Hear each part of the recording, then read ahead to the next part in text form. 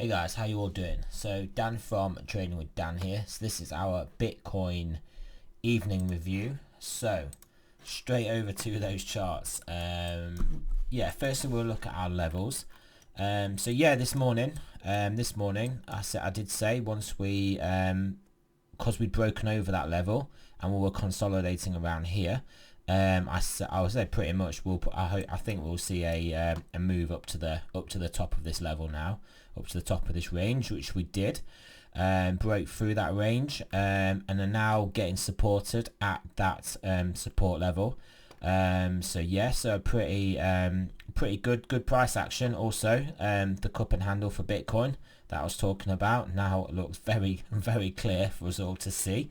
So it's just a case of, can we get above that 10,000 or so level to confirm this formation and break up into, well, we'll draw it if you want for a change. I might as well have a go with these old drawing tools. Right, so here, and now can I move it? I can move it. So there we go. So we're looking at clear. This is what I said this morning. We're clear above the 10,000, above this resistance, basically above this around mid 10,000 resistance. So it actually puts us to about 11,000. So what I am hoping, a bit of hopium here, guys, is that we can resolve this cup and handle formation to the upsides. We get our confirmations. We break through this level. I would have thought if we get to the middle of this range, we are going to come and test the top of this actual range. So I would have thought we'd get up to around 11,500, and then there's plenty of scope for us either to just drop down to the mid 10,000s levels as support and form a base there, or even just come back down and retest the top of this whole area here. So let's say this here around 10,000 as support. Before potentially making our way up to the 14, 15, 16Ks. I know you guys are probably thinking I'm a moon boy saying this sort of stuff, but almost swore there. But yeah, this is basically what I'm looking at. This is basically what I think is the most likely scenario at the moment. Obviously, I can be wrong. Oh no, I've been moving stuff around the drawing tools. Wait, can I undo all this? We'll undo this, yeah, and then we'll lock the drawing tools. I mean, obviously this formation can be not confirmed, and then we could break down and then come back down. I'd hope to find support around the 8,600, but if not, well, definitely around the 8,000 zone. If we are going to remain overall bullish, because that is still an acceptable level for us to turn back upwards. But breaking the 8,000 level. I mean, the 8,000 around here, I do kind of think that it just leaves us too exposed to all this downside then, and then I think we would at a minimum come down and test our bottom trend line at some point, which is around 5,000. So that's the alternative, guys. So that's what I'm seeing in this chart here. We're either resuming this trend and we're still going up strong, we're breaking this macro resistance, we're breaking new highs, and this world is our lobster. or we're just going to have to remain in this formation a bit longer. We tested the top, so you would assume we're going to come and test the bottom. So that's what I'm looking at. Right, so our trades today. So let me just sort these out. Oh, we're actually signaling a buy trade now, but I'll tell you about this buy trade. So what we had, you can see we're in the bullish formation here. What I did overnight, over yesterday evening, I was seeing was buying and selling in our larger time frame. So how the strategy that I trade my bots with works is that I will trade these trades, the buys and the sells, based on this underlying larger time frame trend. So when it's red, I look for sells. I say larger time frame, I mean these are it changes from day to day. Sometimes a couple of days, sometimes 3 days, it'll stay the same. So it's not like a long-term time frame, but I will trade in the direction of that. So here I could clearly see we didn't have an actual trend, so whether I'm taking buys or sells based on whether this is a buy or a sell is basically a coin flip as to where it is at the moment, because we are flip-flopping around here with no real direction. So that removes part of the edge of my strategy. So I had to obviously respond to that by turning the bots off until I got a certain amount of like confirmation in this lower indicator, lower dominator, that we were in a trend either way. And obviously I got that confirmation, as you can clearly see, that we were in a bullish trend. So that meant I obviously didn't take this sell trade. And then so the first trade I took today, the only trade I've taken today, was, let me show you guys, drum roll please, was a buy at what I actually bought at was 9,530 on the exact 15-minute candle right before we had the spike up. So that doesn't show you how great this indicator is. I don't know what will. But anyway, so then so that took us all the way up. Range and stop told us to take partial profits here when we're at the top of the range. Then we broke up again and then take partial profits again up there. And then the sell signal would have been your signal to then take the rest of the profits, although I will admit I'd taken the profits before then. So there you go. But obviously, as you know, we're not taking the sell trade because we're in a buy. And so now we have got a buy trade here. And this is also what I was going to tell you guys about, was that I didn't know this was going to come up right now as I was doing the video. But I was going to say I'm not taking the next buy trade.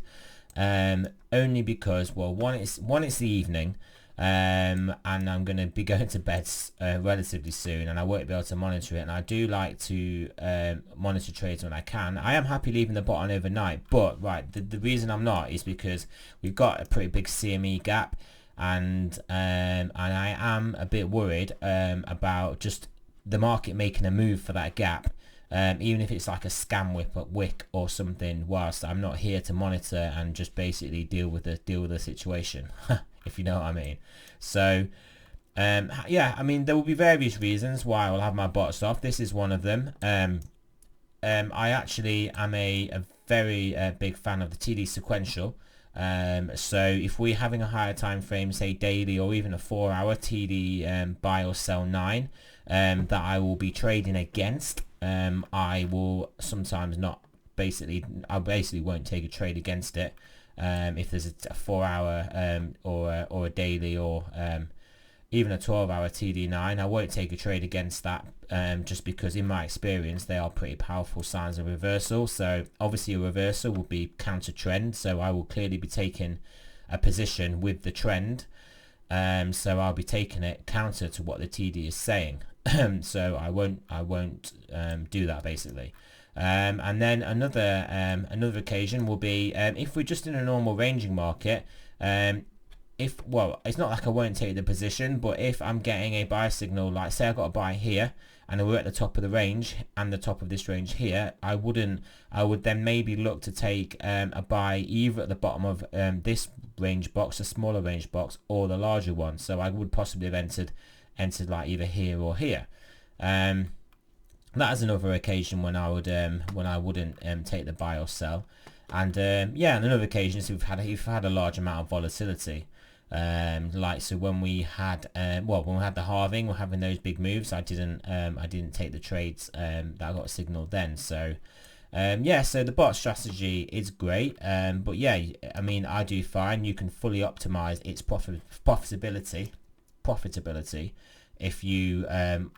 if you basically do have some actual active human intervention yourself, on which trades you will particularly take and won't. And sometimes you won't take a trade that will be a good one, but in my experience overall, I will eliminate more trades that would have been bad trades than I eliminate trades that would have been good trades. So on the whole, I'm increasing my overall performance on that basis. So yeah, there you go. So yeah, as you can see, my bots are turned off here. Those long and short position trigger for that particular bot. Yeah, so yeah, that pretty much brings us to the end of this video. I haven't got much else to tell you. Like I said, we would be in a buy trade now. I mean, there's nothing to say this won't be a good buy trade. Part of me thinks that yeah, we'll fill the gap tomorrow. or this evening, but the other part of me thinks we're going to run away from this gap and squeeze people that think we're going to fill the gap. So I don't think this buy trade is going to be a bad buy trade. I just think it is definitely more of a less certain trade for me. Not that trades are ever certain, but I just believe it will have a lower percentage chance of working, just based on my experience, basically. But yeah, nonetheless, we'll see what happens with the trade. I'll give you an update tomorrow morning, and we'll be able to have a look.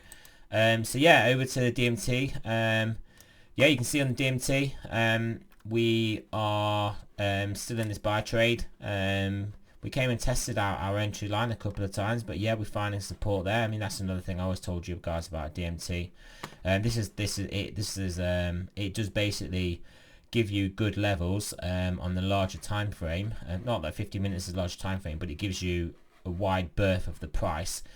So often it is at a level basically where it will kind of tested and wicked above or into from below, but it will often support price unless it breaks it, and then if it does break and closes under or over, if it's a buy trade, then that will usually signal then a big move, because it is basically based on market volatility, and it's containing the price, so to a certain extent, until the price decides to break out. So yeah, there you go. And then there was our entry into the Dominator trade. I mean, this is basically the same Dominator that I use on here. This is the same one. So if you kind of look here, it's about 11 o'clock on the 16th of May it went to buy. So if we go to here, it's basically about 11 o'clock. It's the same time, actually, not about, it is the same time because it's the same indicator. But yeah, so as you can see, this is what governs our overall larger time frame trend for the actual signals that I take on the bot with a smaller time frame. But anyway, yeah, my point is, you can see we have the slight buy trade, we flip-flopped about, and then we got the buy, and then we got a pretty substantial move. So that, I mean, this is how we know, with our past experience of looking at Dominator, this is how we know Dominator works on this time frame. This is why I use it to govern what trades I will take on the smaller time frame, because it just increases the strike rate basically, because you eliminate, because the short term, the